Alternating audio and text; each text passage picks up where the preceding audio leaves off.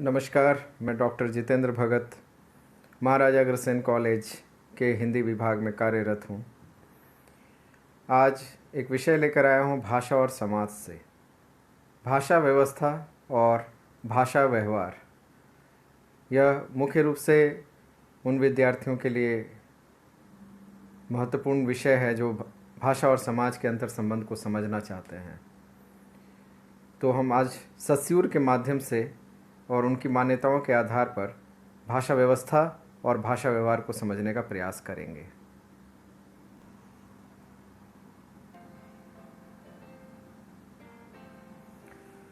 भाषा व्यवस्था और भाषा व्यवहार, सस्यूर ने इसके लिए लैंग और पैरोल शब्द का इस्तेमाल किया था। सस्यूर आधुनिक भाषा विज्ञान के प्रवर्तक के तौर पर जाने जाते हैं। स्विट्ज़रलैंड में इनका जन्म हुआ था 1857 में। लगभग 56 वर्षों में इन्होंने भाषा विज्ञान के क्षेत्र में अतुलनीय योगदान दिया और उस दौरान मध्य यूरोप में इन्होंने अपनी शिक्षा दीक्षा पूरी की। जर्मनी में एक विश्वविद्यालय है, लेप्जिंग विश्वविद्यालय, बर्लिन के पास, वहाँ पर रहकर इन्होंने अपनी पीएचडी पूरी की और बर्लिन से लेप्जिंग से ये फ्रांस आए। पेरिस में इन्होंने 1880 से लगभग 10 साल तक अध्यापन का कार्य किया और उसके बाद स्वदेश अपने स्विट्ज़रलैंड लौट आए। लेप्जिंग विश्वविद्यालय में इन्होंने संस्कृत और तुलनात्मक भाषा विज्ञान का अध्ययन किया, उस पर अपनी शोध कार्य किया और उसके बाद पेरिस में लगभग 10 साल तक ऐतिहासिक भाषा विज्ञान पर कार्य किया और जेनेवा विश्वविद्यालय में इन्होंने 3 साल सामान्य भाषा विज्ञान पढ़ाया, 1907, 1909 और 1911।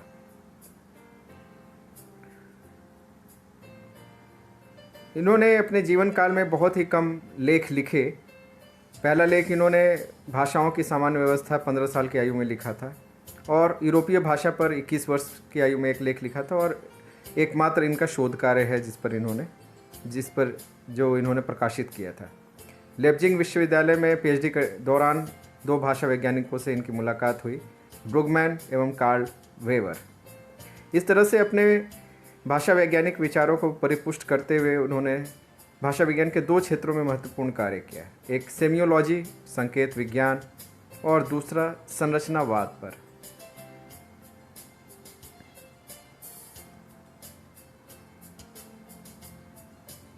जैसा कि मैंने बताया कि स्विट्ज़रलैंड में रहते हुए जेनेवा विश्वविद्यालय में इन्होंने 3 साल विद्यार्थियों को सामान्य भाषा विज्ञान पढ़ाया, 1907, 1909 और 1911।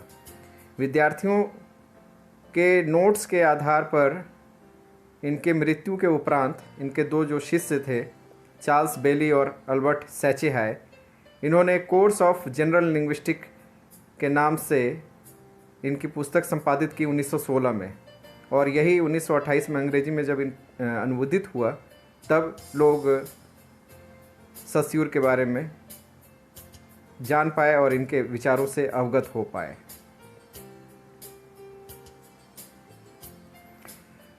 इन्होंने कुछ युग्म दिए थे जो बहुत चर्चित हैं। भाषा व्यवस्था और भाषा व्यवहार पे हम विस्तार से चर्चा करेंगे। संकेतार्थ, संकेतक और उपादान और रूप, ये 2 जो हैं भाषा व्यवस्था और भाषा व्यवहार से जुड़े हुए हैं। विन्यासक्रमी और सहचारक्रमी वाक्य विन्यास से जुड़े हुए हैं, वाक्य की संरचना से जुड़ा हुआ है और समकालिक और द्विकालिक भाषा विज्ञान के अध्ययन पद्धति से जुड़ा हुआ है। सबसे पहले देखेंगे कि संकेत विज्ञान में संकेत का अर्थ क्या है। संकेतार्थ और संकेतक, सिग्निफायर जो है वो शब्द होता है जो संकेत यानी वस्तु या भाव को रूप देता है और सिग्निफाइड वह चीज़ है जो मानस में उसके बिंब का निर्माण करती है, उसकी संकल्पना को जो है निर्मित करती है। यानी शब्द से अर्थ बिंब निर्मित होता है जो उस वास्तविक वस्तु या विचार से जुड़ा होता है। तो ये एक त्रिकोण बनता है। संकेत 3 प्रकार के होते हैं, जैसा कि इन्होंने बताया, प्रतिमा परक, इंगित परक और वास्तविक संकेत। अगर भाषा विज्ञान के क्षेत्र में देखा जाए तो इसका संबंध वास्तविक संकेत यानी साइन प्रोपर से है। साइन प्रोपर यानी एक ऐसा संकेत ऐसा प्रतीक या ऐसा शब्द जिसका किसी वस्तु या भाव से सीधा संबंध नहीं होता, वो सांकेतिक ध्वनि यादृच्छिक होते हैं और जिनके माध्यम से मानस में अर्थ संबंधी जो है संकल्पनाएं उभरती है। तो इस तरह से संकेत विज्ञान जो है एक व्यापक क्षेत्र है और भाषा विज्ञान उसकी एक शाखा है। इसी के अंतर्गत, संकेत विज्ञान के अंतर्गत ही हम मानवेतर भाषा का भी अध्ययन करते हैं, मधुमक्खियों की भाषा, मछलियों की भाषा, चींटियों की भाषा। लेकिन भाषा विज्ञान में सिर्फ मानव भाषा का अध्ययन किया जाता है। दूसरा विषय था उपादान और रूप। ये युग्म जो है ये भी किसी न किसी तरह से भाषा व्यवस्था और भाषा व्यवहार से जुड़ा हुआ है। विचार और ध्वनि ये दो चीज़ें होती हैं भाषा में। विचार की सत्ता मानसिक होती है और ध्वनि की सत्ता भौतिक होती है। ठीक यही बात हम आगे जाकर देखेंगे कि किस तरह से भाषा व्यवस्था जो है वो मानसिक है और भाषा व्यवहार जो है वो भौतिक है। विन्यास क्रमी और सहचार क्रमी, जैसा मैंने बताया था कि इनका संबंध वाक्य संरचना से है, वाक्य विन्यास से है। एक वाक्य की संरचना में किस तरह से विन्यास देखने को मिलता है, जैसे कि सब्जेक्ट, ऑब्जेक्ट एंड वर्ब, इनके बीच में एक विन्यास होता है। मोहन का घर से, घर का मोहन से और उसका क्रिया से, यानी कि सब्जेक्ट, ऑब्जेक्ट एंड वर्ब, क्रिया, कर्ता और कर्म, इनका आपस में संबंध होता है। ये विन्यास क्रमी है। सहचार क्रमी क्या होता है कि जो सब्जेक्ट, ऑब्जेक्ट और वर्ब ये किसी भी वाक्य की संरचना में मौजूद होते हैं और हम इसी संरचना से वाक्य में, हमारे पास सीमित वाक्य घटक होते हैं और उससे हम असीमित वाक्य संरचना का निष्पादन कर सकते हैं। जैसे ऊपर दिए गए वाक्य में मोहन घर जाता है, इसमें मोहन को रिप्लेस कर सकते हैं अन्य संज्ञाओं से, घर को भी रिप्लेस कर सकते हैं, जाता क्रिया को भी हम रिप्लेस कर सकते हैं दूसरी क्रियाओं से, और है को भी रिप्लेस कर सकते हैं दूसरे कालबोधक क्रियाओं से। तो अंतिम जो युग्म है समकालिक और द्विकालिक, ये अध्ययन पद्धति है। ख़ास तौर पे किसी भाषा के अध्ययन को हमें किस काल बिंदु पर रखकर अध्ययन करना चाहिए, वो इसके सस्यूर ने इस बारे में चर्चा की थी। उन्होंने एक कालिक अध्ययन को ज़्यादा महत्वपूर्ण माना भाषा विज्ञान के संदर्भ में। एक कालिक संदर्भ क्या होता है कि किसी एक भाषा का स्वरूप 2018 में क्या था और 1850 में क्या था, यह एक कालिक अध्ययन का विषय वस्तु माना जाएगा। जबकि कालक्रमिक अध्ययन किसी एक ही भाषा के बारे में और उनके अतीत के बारे में, उनके पिछले अतीत के बारे में जब अध्ययन किया जाए, जैसे कि उदाहरण यहाँ दिया गया 1800 या 1900 या 2000 में हिंदी का क्या स्वरूप था, यह कालक्रमिक अध्ययन कहा जाएगा।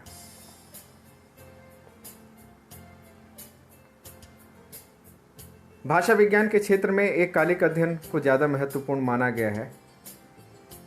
सत्स्योर की मान्यता है कि एक कालिक अध्ययन को केंद्र में रखकर ही भाषा विज्ञान को ज़्यादा ढंग से संदर्भ युक्त किया जा सकता है।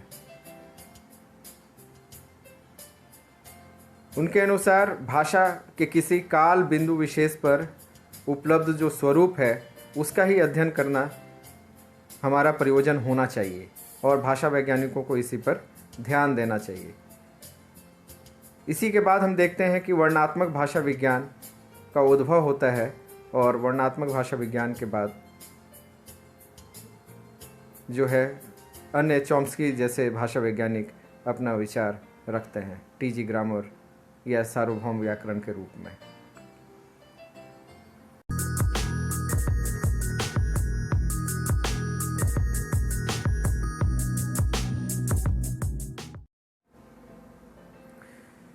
भाषा व्यवस्था और भाषिक व्यवस्था में क्या अंतर है? सस्यूर जिसे भाषा व्यवस्था कहते हैं, नोम चॉम्स्की उसे भाषिक क्षमता यानी कॉम्पिटेंस कहते हैं, और भाषा व्यवहार को वे भाषा निष्पादन कहते हैं यानी परफॉर्मेंस। जैसा कि बताया गया कि जो भाषा है वो मस्तिष्क के बाईं तरफ होती हैं। आप देखें स्पीच प्रोडक्शन हो या स्पीच कॉम्प्रिहेंशन हो या प्राइमरी ऑडिटरी कॉर्टेक्स हो, हियरिंग से जुड़ा हुआ, ये सब मस्तिष्क के केंद्र में होता है बाईं तरफ।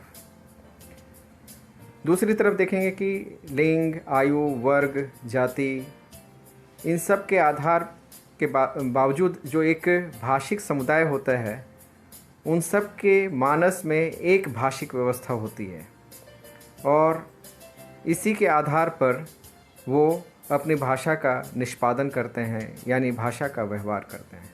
तो अब हम संक्षेप में इनके बीच जो अंतर है उसकी चर्चा करें। सबसे पहले देखें कि पांचवा जो इसमें लिखा है मानसिक सत्ता, इसे आसानी से आप समझ सकेंगे। भाषिक व्यवस्था जो है उसकी सत्ता मानस में होती है और जैसे ही हम उसका व्यवहार करते हैं उसकी सत्ता भौतिक हो जाती है। मूल्यपरक व्यवस्था है, इसकी चर्चा हम आगे करेंगे, शतरंज के उदाहरण से समझने का प्रयास करेंगे कि यह किस प्रकार एक प्रतीकबद्ध सामाजिक वस्तु है और जैसे एक भाषिक समुदाय के मानस में ये एक भाषिक व्यवस्था मौजूद होती है और उसका एक निष्पादन हर व्यक्ति अपने अपने अनुसार करता है, अपने लिंग, आयु, वर्ग, जाति के आधार पर। तो इस प्रकार एक भाषिक समुदाय, जिसे हम एक समूह कह सकते हैं, एक संस्था कह सकते हैं, एक समाज कह सकते हैं, उनके भीतर एक भाषिक व्यवस्था मौजूद होती है और ये भाषिक व्यवस्था अमूर्त होती है। चूँकि इसका स्तर मानस में होता है इसलिए ये अमूर्त मानी जाती है और एक समुदाय, एक संस्था, एक समाज के भीतर ये एक भाषा व्यवस्था पाई जाती है। इसलिए मानस में मौजूद होने की वजह से ये जो भाषिक व्यवस्था ये समरूपी होती है, जबकि जैसे ही इसका व्यवहार किया जाता है ये बहुरूपी, लिंग, वचन, पुरुष आदि के आधार पर बहुरूपी हो जाता है, वैविध्यपूर्ण हो जाता है, विषम रूपी हो जाता है। इसलिए ये व्यवहार में है, इसलिए ये मूर्त रूप कहा जा सकता है। कुछ अन्य भेद भी हैं कि भाषिक व्यवस्था जो है यह एक कोड है और भाषा व्यवहार उस संदेश का कोडीकरण है। भाषा व्यवस्था शुद्ध मनोविज्ञान का विषय है और जबकि भाषा व्यवहार समाज भाषा विज्ञान का विषय है। स्वनिम की सत्ता को अमूर्त मानते हैं प्राग संप्रदाय के लोग और उपस्वन की सत्ता को वास्तविक मानते हैं। रविन्द्रनाथ श्रीवास्तव के शब्दों में कहा जाए तो भाषा व्यवहार जो है यानी लैंग जो है मूल्य या प्रकारों की व्यवस्था है। आगे हम लोग देखेंगे कि शतरंज के नियम के आधार पर किस तरह से इनमें एक अंतर पाया जाता है और एक व्यवस्था पाई जाती है। इन दोनों के बीच इस तरह के अंतर के बावजूद सस्यूर का ये स्पष्ट मानना था कि ये बताने का उद्देश्य एक दूसरे को विरोधी बताना नहीं है, बल्कि दोनों सापेक्ष संकल्पनाएं हैं, वे एक दूसरे से अभिन्न हैं। भाषा व्यवस्था और भाषा व्यवहार जब किसी भाषा में द्वंद्वात्मक स्थिति में मौजूद होती हैं तभी वो भाषा जीवंत कही जाती हैं। तो आगे अगले चरण में हम देखेंगे कि शतरंज को भाषा व्यवस्था से किस प्रकार जोड़कर सस्यूर ने समझाने का प्रयास किया है।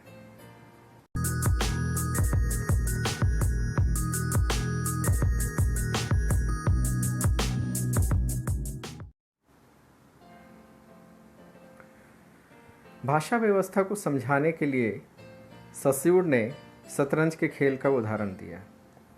शतरंज का खेल एक प्रकार की व्यवस्था है, ठीक उसी प्रकार की व्यवस्था जिसमें अलग अलग मोहरे अलग अलग कार्य करते हैं।